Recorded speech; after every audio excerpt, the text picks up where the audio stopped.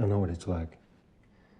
First time that you hurt someone like that. Hurt doing a lot of heavy lifting there. If you, I'm not good at this. Yeah, you really aren't. I mean, it was my fault. You shouldn't have had to. And I'm sorry.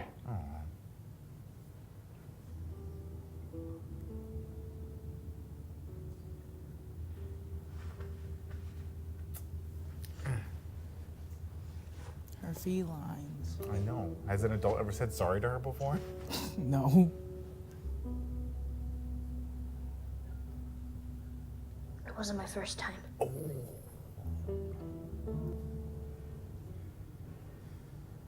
Oh yeah, I'm sure they're fine and safe and sound. Joel! Oh. That's my boy. It's my boys. So much for that glass, my guy. Yeah, we came from over there. We came from behind. Yeah, we came around the glass you left on the ground. We can see that clearly.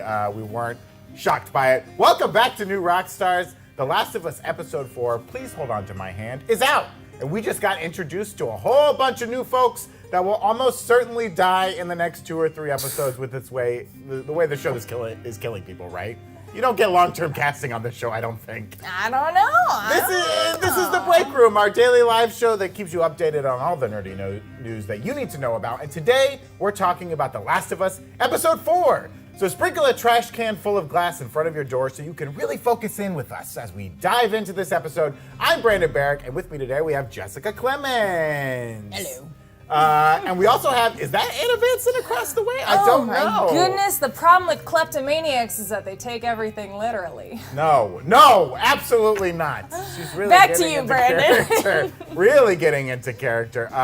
Well, we've got a lot to talk about this episode, another great episode of The Last of Us. But first, we're very excited to announce that our merch partners at Nerd Riot have recently released a brand new shirt inspired by The Last of Us called Lost in the Darkness. I'm wearing it right now. Look at this adorable so little sick. thing. Perfect for formal events, I think. Love right? it. Right? You go to church. They just think you're looking for God. I mean, you can get away with this at a church, I think. So they'll think you're looking for the light.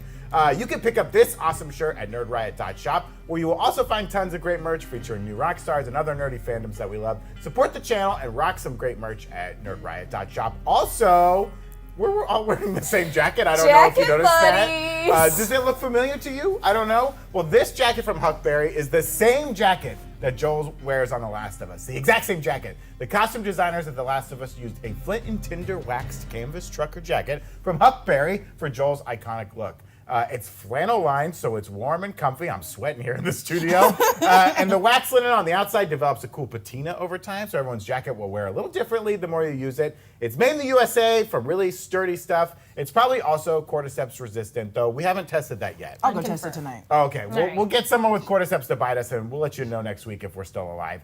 You can click the link in the video's description to buy your own and help support our Last of Us coverage here at New Rockstars. So all that being said, let's dive into this episode. As a reminder, the first part of our episode today will be spoiler-free. We'll just be talking about what we've seen in the show. We won't talk about the games or what happens in the future.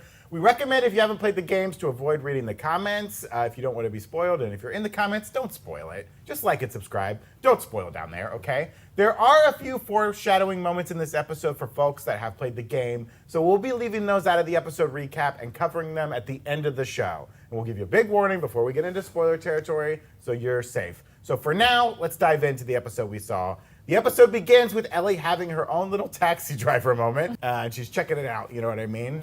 Testing it in the bathroom. You looking at me? Huh? You looking at You me? looking at me? You looking at me, punk? I don't see anyone else in here. I don't see anyone with a mushroom sickness in here. For a Fedra kid, she seems a little unsure about handling a gun. I don't think they did a good job training them. Joel siphons some gas for their new car as Ellie reads jokes from the book No Pun Intended, Volume 2, that's T-O-O. I love it. Puns on the cover. Video game pun haters will get their revenge. Which okay? you have, are you not going I to did show manage off to your find good a copy pun of book? it. Don't worry. There we go. Maybe Got we'll it. get into some puns Was it later. the last copy on This the was shelf? The Last of Us copies. I don't know. It kind of worked. that was I'll let it. You'll let it go. Also, kudos to the show. I kind of brought it up last week, but Joel mentions that gasoline degrades over time and it's not as valuable. It doesn't work as well anymore. Bless. So the Hank Williams cassette that Anna mentioned last week, it got a play. Sorry, I didn't mean to accidentally We spoil didn't know. it. We I thought- literally we thought thought they they were replaced skipping it. it. Yeah, I Yeah, thought yeah. they replaced that moment. And the magazine, the little Nudie magazine. Sorry. Straight from the game there a little bit. We didn't know. try We so didn't know. hard. We didn't know. Ellie and Joel pass old QZs, quarantine zones, and fallen infrastructure as they make their way west towards Kansas City. Everything's up to date in Kansas. We have to have our musical moment. Oh, that's right. Brandon. That's right. You left me hanging there. I'm sorry. I got panicked. Joel and Ellie head to sleep for the night, and Ellie cracks open her book of puns. Really her only reading material at the moment after she chucked Bill's porno mag that was all sticky out the window. I feel like you could have sold that thing for some credits or something. Yeah, you think, is porno very valuable? You know what I would do? What would you do? I would be a lady of the quarantine zone. I would be a lady of the quarantine zone, and I'd be like, come to my box where I dance. And I would Dancing in the box. Would you have... You look through the hole in the box. Oh, okay. Oh, you have like a little Oh, hole. peep show. Yes, okay, I like that. I Yes, like that. I Would guess- you have another name? A post-apocalyptic I would peep show try. name? Give me, by the end of this episode, I will right. come up with something very tasteful. Oh, okay. I like Better have that. a pun in there. I Yeah, swear yeah. it has to have a pun. Yikes, I will try. In the morning, they continue their drive, and we learn that there are Starbucks in the QZ, Stand Up Seattle. Even in the apocalypse, you guys, late stage capitalism still prevails. Yeah, and on the way, they pass by, I don't know if y'all noticed this like a rest stop that's called Love's that is Oh, yeah, around the famous. country. Famous Love's. Great. I love a And Love's it's all truck stop. broken. It's all a little pierced through the heart. Maybe a little, a thematic thing on love. Bill and Frank was last episode. Yeah. Broken love, etc. Well, and Craig Mazin and Neil Druckmann, they've talked about on the podcast, the After Show podcast, that like love is a big theme and the danger of love. Like love is great, but love is also super dangerous. Even the stores aren't safe. Even the truck stops aren't safe, folks. Joel tells Ellie about his brother Tommy and makes it sound like he moved to Boston and met Tess pretty early after the outbreak. If you remember, like last week, we got a hint at the length of Joel and Tess's relationship in the last episode, but this really contextualizes their relationship and the loss Joel must be feeling after losing a partner of nearly 20 years. He even says that she was, quote, like family. Last week, it was 2010 when we saw Joel and Tess meet Bill and Frank, and it was implied that Joel and Tess were pretty far along in their little schemings and their workings. They were definitely in Boston by that point, because that's when Joel's like, I can get you the high spool aluminum fence and all that stuff. They were together for like a pretty long time and probably got to Boston pretty early, but we know they were up to some other shenanigans before they got to Boston. So the fear that he could fail to keep Ellie safe after failing Tess and Sarah is something the creators touched on in the last episode of their podcast. Joel seems to want nothing to do with adding more to his family. I mean, it's very clear he's afraid to like really love anyone again, let them in, because he knows loss is what this world's about. Unreal. I mean, and like he even said it in the second episode, like this girl doesn't have a future. I think he still believes that deep down. Like even though she has shown some form of immunity to the cordyceps, to him, there's no future for this girl, right? It's dangerous, and he's afraid to let that concept into his head. He's scared. We're all scared, folks. They arrive in Kansas City, and one of the first things they notice is that the QZ has fallen. Doors wide open. Shout out to the Sara Lee bread truck blocking the street. Way to go, Sara Lee. Nobody doesn't like Sara Lee. But they're always blocking the street, period. Get out of the street. Get out of the street, Sarah. How many people checked that trick for food before they moved on? It's very ironic that it's a bread truck when the whole thing's fun. Bread truck blocking their way. I know. Every time it gets me. It shocks me every time. An injured man stumbles into the street looking for help, but psych, he's a raider, folks. Joel crashes the car into a nearby laundromat, and we get really our first look at some classic Last of Us style gameplay, complete with some great NPC lines from the enemies. You gotta love looking at it. They're over there! Shoot at him! Guy got me! Ah! Ellie squeezes through a crack in the wall. Again, another great like video game moment. Like, get over there and get out of my way so I can have this action section. She hides while Joel takes out a majority of the raiders, but gets flanked by one coming through the back. Ooh-wee. Joel is wrestled to the ground, and just as he's about to get choked out by the raider, Ellie shoots him in the back, which leads us to maybe the most fucked up scene in the show This so was far. heavy. In a different way, yeah. We're getting all brands of fucked up. Oh, man, right. The raider, Brian, begs to be taken to his mom, as they do. He's been paralyzed by the gunshot wound. Joel takes the gun back from Ellie and tells her to wait around the corner. Joel stabs Brian because you gotta conserve those bullets. And an interesting moment, I've been saying up until now that Ellie has had these weird, what feels like very sociopathic moments, unfeeling moments. She has broken that streak with a single tear that falls when she goes back around the corner after Joel has to kill the guy. Maybe this is showing that she's maybe not all bark and no bite, but she can be a hard ass when it comes to someone else doing the violence or her killing infected or cutting open infected. But when it comes to a real human being, she's got a softer. She's not a sociopath. She's just a young girl that's trying to show herself and prove herself as really strong. And then it's like you don't have those same feelings for a turned zombie, but having it for a person that's screaming for their mom is a different scenario than a zombie that has no consciousness whatsoever. She's been looking for the edge. She's been looking for the line she doesn't want to cross. I think she found it. She was like, slice it, killing a Fedra agent who's trying to kill me, totally. Slicing open an infected, totally. Shooting at a raider, I'm into it. Oh wait, the raider's like, no, we can be friends now, and I love you, and I have a mommy. Here's my knife. Yeah. I was It's like that's totally trade. different, and now that it's shades of gray, right? It's not just like pure evil, pure good. It's like, what do you do when you get to that grayness? We'll get into that. Grainness. We see a tank roll through town, certainly sending a shiver down game players' spines. Oh, you don't like coming up against a tank in the game. We meet Kathleen, a new character for the show, and the leader of this group of raiders here in Kansas City. She interrogates an old man, a doctor, for the location of several people, including Henry Burrell, who Kathleen accuses of sharing info about her brother, who was eventually killed. Kathleen is brought to the bodies of the raiders that were killed by Joel and assumes they're with Henry, this Henry MacGuffin. Who's this Henry? He's so dangerous. She asks if a doctor could save any of the people wounded by Joel, and when the answer is no, she shoots the doctor. I mean, someone else is going to get sick again eventually. It's not a one-time use for the doctor. The thing that surprised me about this was I was like, why hasn't, as soon as a pandemic like this hits and you are just succumb to being alone, the first thing I would start doing is reading as much medical books as I can. So I'm sure there's other people there that can patch up things. Sure. But I was also, this guy was clearly the first one to be like, I am a doctor. Right.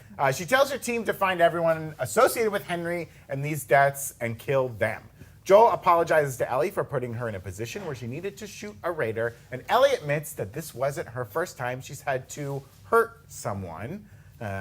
Unclear if she's referring to an infected or someone not infected during her time in Fedra school. When later pressed, she tells Joel she doesn't want to talk about it. You both need some therapy, guys. I do like this, too. She's using Joel's device of, I don't want to talk about these things.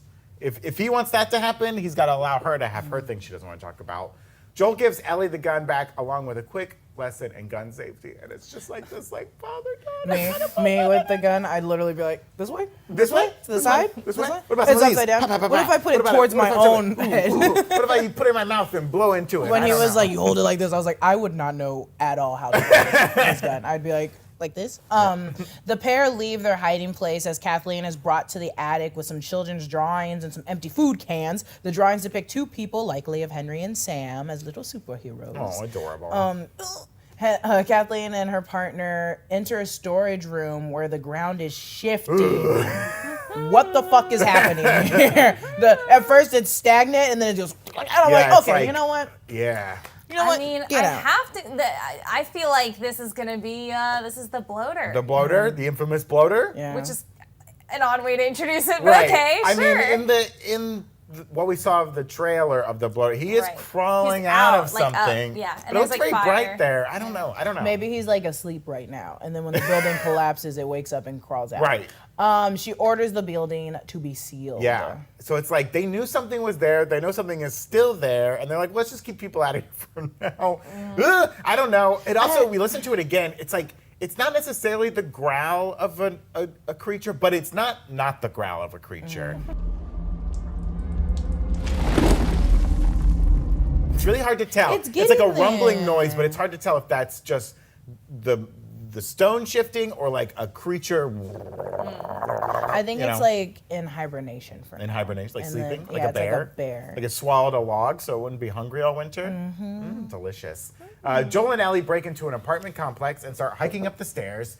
Ellie asks Joel how he knew they were about to be ambushed, and Joel admits that he's been on both sides of the scheme. The shades of gray we're talking about here. All 50 of them. Ooh. When asked if he's killed innocent people, he doesn't say it out loud, but it's very clear that he was running a similar scheme where it's like, help, we need help. Yeah. I got you now. I love when they start climbing the stairs. He's like, as many as I can go. And I was like, for me, 2 flights Yeah, later. I mean, Like, doing the and math, we're I was done. like, hey, 48 flights. Joel spreads out some Chekhov's glass on the ground in front of the door to wake them up in case someone sneaks up on them. Didn't work. The episode ends with a cute little diarrhea pun, and surely nothing bad will ever happen to Joel and Ellie again. I'm sure it's all happy endings from here on out. Just kidding! Ellie wakes up Joel with Henry holding a gun to her head. And Sam, who has a little superhero Superhero mask, just like in the drawings. He was drawing them with Yeah. superheroes. He has a little superhero little mask painted on his face. It's very... Foreshadowy. What's more unsettling? A kid with a gun or a kid going... Well, I would trust the kid that goes this way. I don't trust that I kid. do. I trust that kid. If you're in a Target and you look down the aisle and there's a kid at the end of the aisle and the kid goes like this. No, but that's a target. If we're That's in, what I'm saying. No, but that's a target. I'd be like, oh, someone's about to shoot up this Okay. place. In this but case, in this you're a scenario- target. Yeah. And then in this case, you're in like a dark room. No one else is in this building, so it's like, oh my god. And there's only 2 of them. I'm still unsettled. If I am woken up by a child going, No. I'm unsettled. I'm unsettled. Because also you could kill that child so quick. Why would you be that unsettled? Well, I want to ask my first question of you both, but first, a little pun from the old book. Okay, here we go. Excellent. Perfect. What's the difference between a poorly dressed man on a unicycle and a well-dressed man on a bicycle? What? Oh my god, it hurts because I know this one. No. Fine, go for it. Oh, I love guessing puns Camera too. four? This hurts. What? Attire. Yeah. Attire. That was worth it. Like That was a worth the tie? watch. Attire. I tried The guessing. clothes, but also a bicycle. Oh, attire. Maybe I didn't sound No, right. I just don't know big words. So during the episode, every time they would start a pun, I would pause it and try to think of the answer. The scarecrow one I got close, but I Yeah. thought of, instead of outstanding in his field, I thought he was the best in his grass. That was class. close. Top of the grass. I'm not good What's at your puns. first question, Brandon? My first question for you both is this. We learn a little bit more about Ellie's history here. It's not clear whether the person she killed was infected or otherwise. What do we think the circumstances of this little moment were where she hurt someone? Without going into spoilers here, do we think she's just talking about an infected? We know she's come up against an infected before. Or is it possible Fedra School had some kind of fucked up initiation they put kids through? Oh my God, they had where to it's like, kill you gotta learn to kill a person. I would like And like, that. because we saw them hanging people in the street. Yeah. It could be this thing of building culpability of like, we have this prisoner. We're gonna make you kill this prisoner who we were gonna kill anyways. We need to teach you how to kill. I like that idea, but this is me coming from a villain aspect, and I love villain things. I'm like, I love the idea of them Right. trying to groom the kids into being okay with murdering Yeah. innocent lives. But I think she probably killed someone before they turned. Well, and the Fedra could have framed it as like, this is not an innocent person. Oh yeah, they're This about to person turn. will be killed, has been deemed to be killed. Yeah. Or they're infected, they're gonna turn you in order to kill them. Yeah. What do you think, Anna? Without spoiling anything. Yeah, it's hard not to go into future game things, but I think that I don't think she's referring to an infected because she hasn't gotten emotional about the infected up until this point. That's true, obviously. yeah. The first time we see her cry is with that dude. So I do think it has to be a human, a non-infected human. And I could see it being that route of something she had to do in school. It's really throwing me off, though, how she didn't really know how to use or hold the gun. Yeah. I think it was with a knife. Well, it's also, and it's also, from Fedra's perspective, you know, this is like a fascist regime holding control through force and through authority. And like, yes, you want to make the idea of death comfortable, but like, you don't want to teach people how to be better at shooting to overthrow you, right? You don't want to teach all the kids in the school how to raise up and overthrow you. So we'll teach them how to use a gun, but not well. Well, we won't teach them the best way to use a gun. We won't make them great shooters. I'm wondering, and this is where, you know, my disturbed mind goes to, like, in this post-apocalyptic world, being a young woman, was there a moment where she had to like defend herself with like full force? Even if she's been under the care of Fedra School since birth, we know she's able to sneak out, right? She was put there by Marlene. She said she, put her there as an orphan or whatever. Either people in the school attacked her, or like in one of her many sneak out moments, she could have been attacked by someone and had to defend herself all the way, to protect herself. That's where my messed up mind goes to for the awful trauma this girl's probably been through already in her life. Yeah, I think that's not bad to think that way, because I don't know if the show's going to get into that. Right. But it isn't. I think it's a question that's warranted, because it's like, yeah, she's a young girl. Yeah. We have her getting tampons. Like, right. This is a scary environment, and these people there's no laws. So it's like, of course, some young girls and young men are dangerous probably for getting everyone attacked. out there, but I think like a young woman faces incredibly more dangers at every turn. The timeline we've been introduced to in the show so far is that she was put in federal school from a young age, and then right after that she was held prisoner pretty much? Yeah, well, that's what we've been given? Yes, as far as I understand the way the show explains it, Marlene put her in the Fedra school as a young child because Marlene knew her mother. And I would take it to be she's been in care of Fedra since whatever young age she was put in. I don't know if it was a baby, but like at least a toddler. And then the Fireflies had And then now she's when a during she sneaks out, she gets involved with this like infected attack, and from there the Fireflies find her and have been holding her for a week or 10 days. She had been in there. I think she had said something like that. Who remembers? Through all the intense trauma this show has put me through, some of the memory points have been faded away. We'll have to wait and see. I think we can all put our chips, Right. maybe I'm speaking for just myself, I can put my chips on it being a non-infected. Mm-hmm. Okay. I would put my chips there too. I think she might have killed an infected too. I don't know. But I don't think they see infected as the same level as like a cognizant human. But I would also consider she's lying. And she just wants to sound tough in front of Joel. And this moment that we saw where she shoots someone and then is like, holy crap, I actually did the thing I wanted to do and now I feel immensely weird about it. That kind of shows that maybe she hasn't hurt someone before. Her saying that was just trying to comfort Joel almost. Yeah. Like, you don't have to have yeah, this conversation with me. I know it's hard for you. You don't have to do it. I can see it's like we'll elucidating see. Oh boy, will we see. Oh boy, will we see. Well, we have lots more to talk about with this episode, but first, we want to thank some of the sponsors who are bringing the break room to you today. In our world in the year 2023, we are fortunate enough to not be dealing with the outbreak of a mind-altering fungus spreading across the world. Thank you. Unfortunately, we do have our own terrors out there, and one of that terrors is insanely high phone bills. They're coming for me. Thankfully, there's Mint Mobile. Mint Mobile was the first company to sell premium wireless service online only. You order from home and save a ton with phone plans starting at just $15 a month. Several of us here at New Rockstars have made the switch to Mint Mobile, and it has saved us so much money. It's so easy to do, and those monthly savings, they really add up over the year.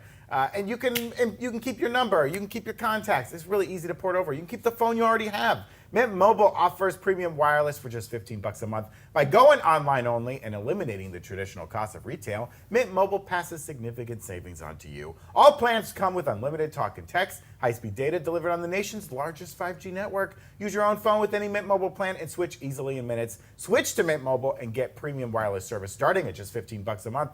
To get your new wireless plan for just $15 a month and get the plan shipped to your door for free, go to mintmobile.com/breakroom. That's mintmobile.com/breakroom. Cut your wireless bill to just $15 a month at mintmobile.com/breakroom. Thank you, Anna, for the applause. We also want to thank Factor today. There's nothing worse than wrapping up a long day of work only to face a long night of cooking dinner. Save time and energy with Factor's ready-to-eat meals delivered straight to your door. Get Factor and not only skip the trip to the grocery store, but skip the chopping, the prepping, and the cleaning. Factor's fresh, never frozen meals are ready in just 2 minutes, so all you have to do is heat and enjoy. Now, we've talked about HelloFresh before on the break room. That's where you cook the whole dinner. HelloFresh, they own Factor now, and so they give you both sides of the coin. Maybe you like the cooking, maybe you don't, and you want to do Factor. Factor has meals that are keto, calorie smart, vegan, and veggie, and full of protein, prepared by chefs and approved by dietitians. Each meal has all the ingredients you need to feel satisfied all day long. Factor meals have all the ingredients you want and nothing you don't want. Very clean ingredients. With 34 chef-prepared, dietitian-approved weekly options, there's always something new to try. Plus, you can round out your meal and replenish your snack supply with an assortment of quick bites, smoothies, juices, and more satisfying add-ons. Get Factor and enjoy clean eating without the hassle. Simply choose your meals and enjoy fresh, flavor-packed meals delivered to your door, ready in just 2 minutes. There really is no easier way to eat well. Head to factormeals.com/breakroom50 and use code breakroom50 to get 50% off. your first box. That's code BreakRoom50 at factormeals.com/BreakRoom50 to get 50% off your first box. Do it. Do it. Don't open the door for anything but Factor. There could be infected fungus people out there. Okay, question number 2 I have for you all comes with a pun first. You don't get a question without a pun. Okay, I'm ready this time. Why shouldn't you visit an expensive wig shop? Why shouldn't you visit an expensive wig shop? Because you got weave at home. I was gonna say you weave with no money. Oh, I like both of those options, but frankly, it's too high a price to pay. To pay, I got that one. Too high a price to pay. I think I'm staying on brand for the break room because when Tommy does his puns, I never get them. I'm not good at puns, and I'm a gullible girl. Do you want another one real quick? Yeah. Okay, I like this one. Which country's capital has the fastest growing population? Which country's capital has the fastest growing Hungary? population? Turkey? What are the capitals of those countries? Turkey? Turkey?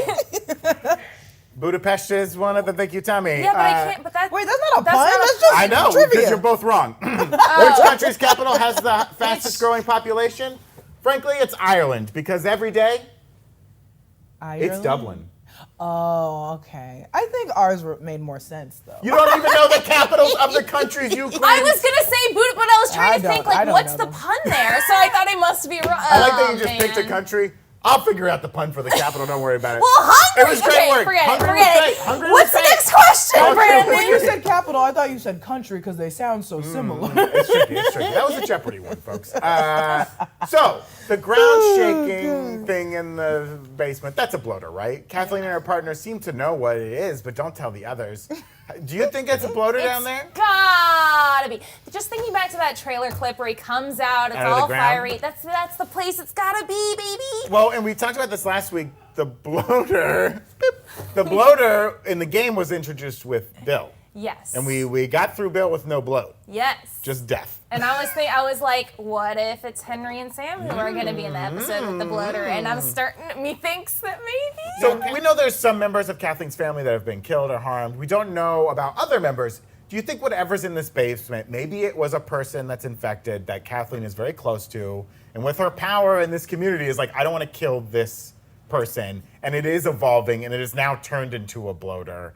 And she's like, I'm not ready to deal with that yet. That's a trope in these zombie movies, right? Someone keeping a zombie or an infected person that they love and they don't have the heart to kill. Well, bloaters generally take, I think, it's Takes unclear, time. but like Unclear 10 time. years, Yeah, about yeah. a decade to be created, to turn into that level of infected. So I don't know, would the timeline match up of it being like that long for one of her family members to it be? could have been someone who was alive in the QZ for a while and then eventually got infected. So not the whole time of the outbreak it's been down there, but like a portion of it. We also know from the podcast there was that deleted storyline with Tess where she was unable to kill her son and he was going to be left in the basement and slowly like turning into a clicker, getting more and more infected.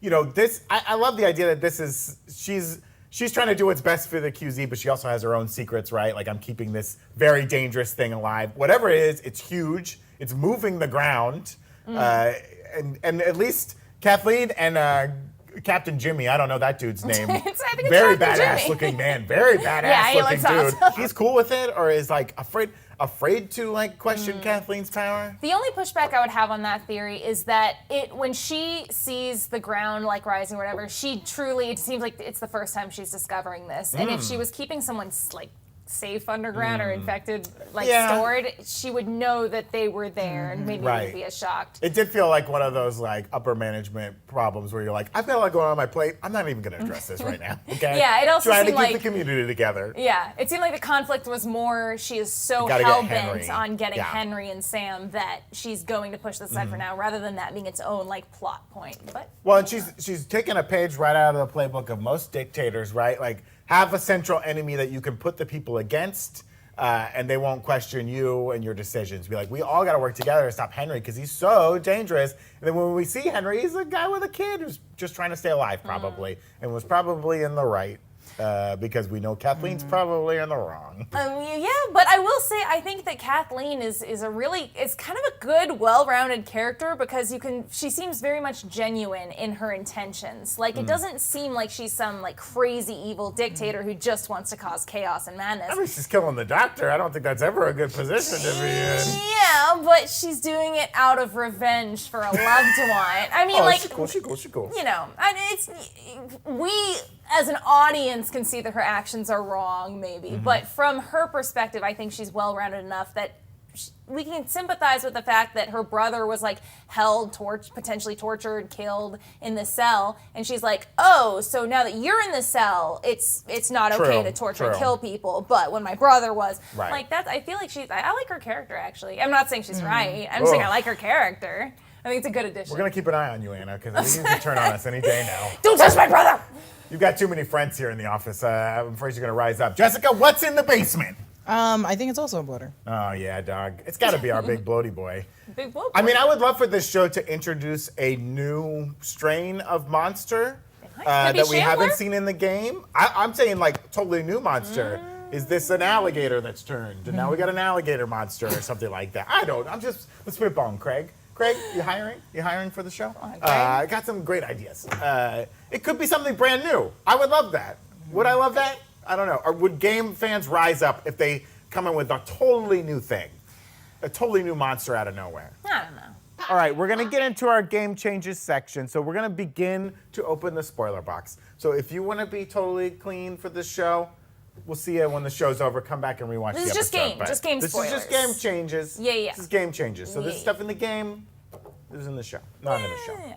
Can I, since we were already talking about it, can I just start with the... Let's start with the... Okay, so theoretically, they also have in the game a big monster that's combined of a lot of different infected, it seems like a little Frankenstein creature that has lots of limbs. It's known as the Rat King. Yeah, it is. I just call it the thing with a lot of limbs and heads, and that's why I like it. We'll call him the Rat It could King. be that. I don't think so. I think it's probably the blood. Okay. I'm almost positive. I'm saying it's the Nutcracker, and it's the Rat King, baby. Ooh. Can't trust the Rat King. It probably is a bloater down there, but it would be interesting if it is something else. We'll see. We'll have to see. Next week? Next week?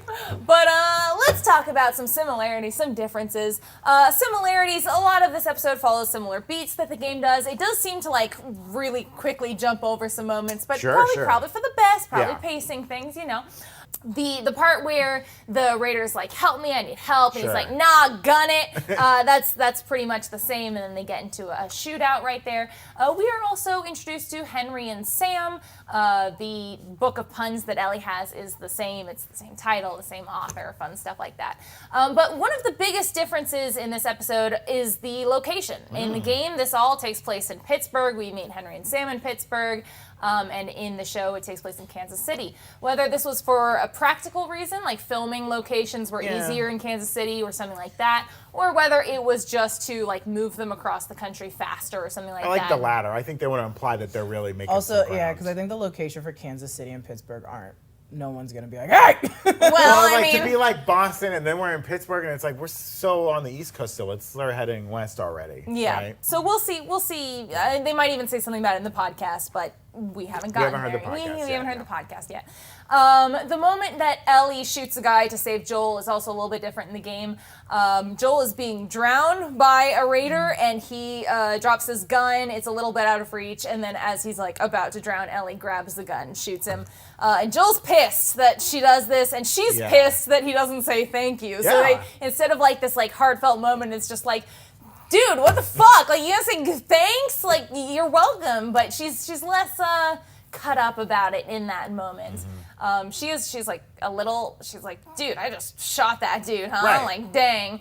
But A thank you would be nice. yeah, but Joel doesn't have that like kind of moment.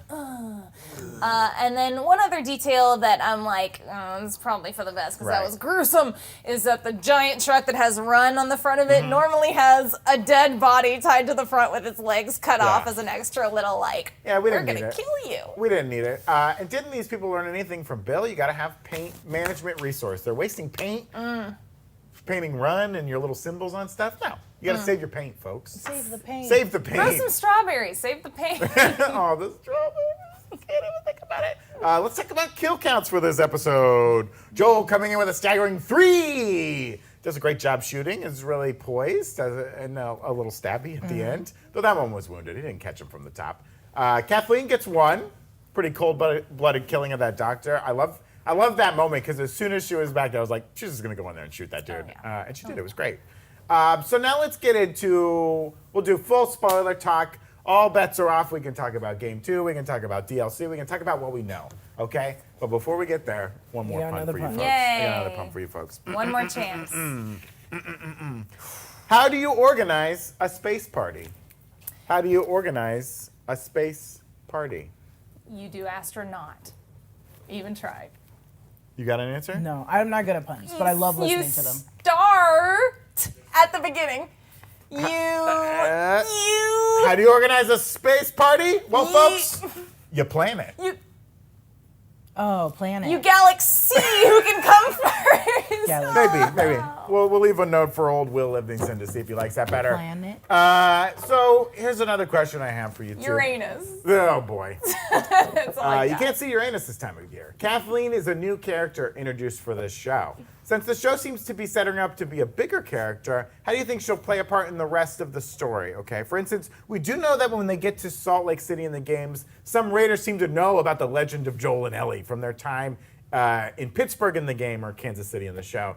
So maybe the game is just trying to give more of a face to the random raiders we see throughout the game. Do you think that it's going to tie in where there's a network of these people who've overtaken the QZs and Kathleen's going to tie in later, or do you think we'll be done with Kathleen next episode? It is really interesting how usually in the game everyone's after Joel and Ellie. That's the rumored. They're everywhere they go, they're talking about them. But this one, it's Henry and Sam, and they never mention Joel and Ellie. Yeah. I wonder if there is a tie-in with the brother somehow. The brother that was killed. Tommy or her brother that was brother killed? that was killed. Oh, okay. What do you think, Jess? Do you think we'll see more of Kathleen, or is the next episode going to be it for her? No, I think, we'll see her. Yeah, you brought her in. We haven't seen much of it. Right. So, yeah. But, I mean, they were willing, last episode, Bill and Frank, they get one episode and they're gone. And those were both But they had known a full stars. arc. They're gone. We haven't gotten her. We haven't got her arc full yet. arc. But I could see her. I might see her doing a self-sacrifice kind of thing. Oh, because like she she's seems got like nothing an empathetic left? character. Yeah. okay.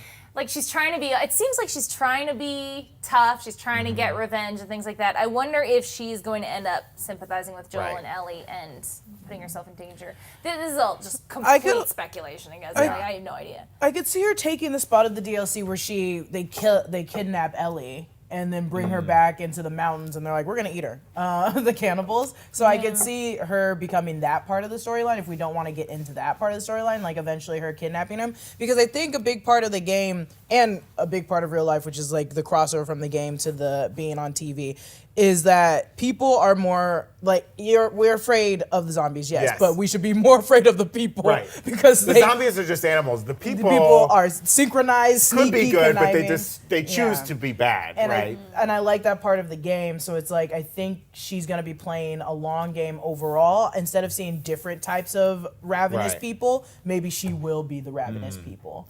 I would love to. Whatever the events happen in this next episode in Kansas City, if Joel and Ellie get away, presumably, if she follows them, you know what I mean, and plays a bigger role later. Because one question I have with all of this, Fedra is in control, for lack of a better word, of these QZs, some of them. So they're probably still running supplies to them, food, ammunition, gasoline. In theory, if they've taken over the Kansas City QZ, and we don't know how long they've been in charge of it, does Fedra know? Have they cut off? When the supplies come in, do they know that Fedra's gone? Have they just cut Kansas City out? And any of the other QZs where the people have risen up and taken over, are they working together? Or do you think anyone who's taken over a QZ, they're on their own and they're separated from the rest of them? Is there a network of raiders out there? I assume this group originated from the QZ and took over. Right. Because why wouldn't you? Right, but do you think they're in talks with any other QZs? Are they on an island of them? I think they're one. They're like Bill, who's this is our section. Ours now. This is ours. This is our We're town. over here. They seem like loners. They seem like loners. I think that her storyline is going to come to an end one way or another once Henry and Sam's storylines come to an end. I think she's so tied to those characters that so far. I can't see her sticking around after, but maybe she'll tie in some other way. I don't know. Maybe. This is the spoiler talk, right? Yeah, What go if ahead. she's the one that kills Sam? Oof. What if she I kills think it's Sam? so important that he's killed by an infected. I think because so of his too. fear. I think so too. But if they get away, if the bloater's the one that comes after them, and they get away from the bloater, but doesn't get away from Kathleen, and she shoots them, yeah. I mean, I would be like, ooh. they've made the switch before, right? With Tess, where Tess was she was bitten, yes, but Phaedra ultimately killed her. In this one, it was like the infected and the grenade killed her. As soon as we saw Henry and Sam, I was like, I don't know if I'm gonna watch that episode. That's gonna be tough. He seems a lot younger. Sam seems a does lot seem younger like than Did Did he? I thought he was younger than Ellie in the game. It He's felt like that because he was 13 kind of in the like game. dumb. He wasn't dumb, but he was just like a little cartoony enough to look like a little child. I think he's about 13 in the game. In the show, I don't know. I guess I don't know how young 13-year-olds look anymore, but he looked younger than 13 to me. Well, one of the devices they haven't brought into the show yet that's in the game from the start is like the collecting of the comic books, right? Yeah. Ellie doesn't have like this comic book thing. Do you think she's gonna pick that up from Henry and Sam? Because they're clearly into comic books and the superhero masks. I've also been wondering if they're going to have that toy moment. And in this one, like in the game, Henry is very much like, you can't take this toy, you know, we only take what we need. In this one, in the show, he's more like, you know, obviously they have their little hideout where he's got drawings all over the place and things like that. So I don't know if they're going to have the toy moment. I don't know if they're going to have a comic book moment. We'll have to keep our eyes open for that. I also real quick want to touch on a small moment from the show. Ellie falls asleep reading from the pun book, which seems kind of weird on the surface until you realize it was given to her by Riley, and it's probably one of the only things that reminds her of her. Like, this is all she has left of Riley. And this is like all good times, happy times. Ellie has pointed out before she reads books, right? She knew how a hotel worked. She knew the concept of that. But I imagine like a lot of books, you know, they're not all the escapism that she wants, and she really holds on to this one because it's all she has of Riley, which is like really, really depressing and sad. Yeah. And so sad. I will say the moment of her going to sleep and then taking out a flashlight, the thought of just sitting there not laughing, reading a pun book was very sad. Like crying, The reading puns. true inner works of a young girl. Yeah, right? Staying up late to do that. Post-apocalyptic I mean, time. I'm very happy to start that the show has begun the bricks in the wall coming down between Ellie and Joel. Now, in classic storytelling, we're probably going to go to a moment that's worse than where they are now. And that will drive them further apart, and that will be tough to go through. But for now, I'm loving this part where I think those moments where they're starting to fall asleep definitely echoed the fact that, like, first it was Ellie who was like, "Hey, Joel," and then the second night it was Joel who was like, "Hey, Ellie, what do you mean by like my little sleepover?" His little Cute. smile, even though kind of like House of the Dragon, I will say, these scenes get too dark. And my screen, it's very hard to see them. It's very hard to see from. You gotta clean the monitor. I'm at my TV. It's a Roku TV, and I will shame Roku TV on this. How dare you? How could bad you device. do that? Yeah, you gotta turn your brightness from some of the dark scenes. It's you have okay. any more puns? I got one more pun before we get out of here today. What do you call an everyday potato? What do you call an everyday potato? A potato. Potato? That's me. Oh, okay. What about you, Anna? What do you call an everyday potato? Can't think of anything with spud in it. Oh, that's a good one. Does it have spud in Is it? it It does dirt? not have spud. You're Starch. close. What do you call it? Average fry guy. This Girl Friday? Girl Friday? What? No, that's not I it. like Anna's more. What do you call an everyday potato? A commentator. I like Anna's more. Anna's is, fried that was a guy. rough one. Will, that was a rough I one. feel like I lost this episode. No, nobody lost this episode. We It's all never won. a game. We all It's won. never a race. That's it for this episode of The Break Room. We'll be back next week to discuss episode 5, but we'll also do the show every day live at 3 p.m. talking about all the nerdy news that you guys need to know about. Follow me at Lulu_Clemons. Follow Anna Vanston at It's Anna Vanston. Follow Brandon at Grin and Barrick. That's a pun. That is a pun. It is. It is a pun, and I hate it more. So is Lulu Clemons. Yeah. No. Oh. We're all puns. Subscribe to The Break Room wherever you get your podcasts, and we'll see you guys on Tuesday. Thanks for watching. Bye. Stay alive. Wah!